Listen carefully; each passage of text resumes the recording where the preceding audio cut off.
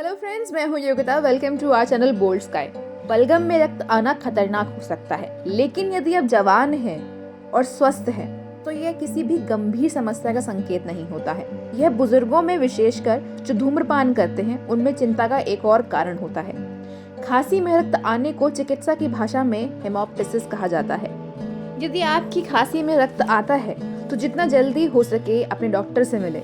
अपने डॉक्टर से मिलना विशेष रूप से तब महत्वपूर्ण होता है यदि आप खांसते हैं तो कुछ चम्मच से अधिक रक्त निकलता है, आपके सीने में भी दर्द होता है, बुखार, हल्का सर दर्द या सांस लेने में तकलीफ बढ़ती है, आपको भूख कम लगती है या रहस्यमय तरीके से वजन कम होता है, आपके पेशाब में या आपके मल में भी रक्त आता है।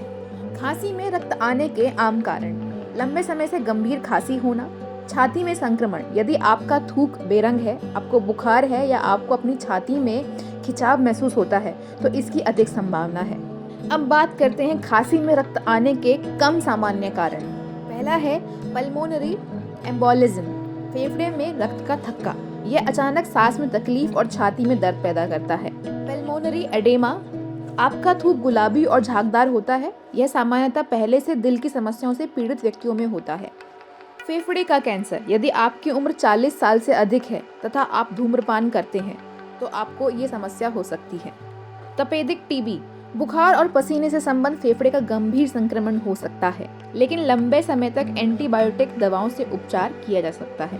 गले या सांस की नली का कैंसर,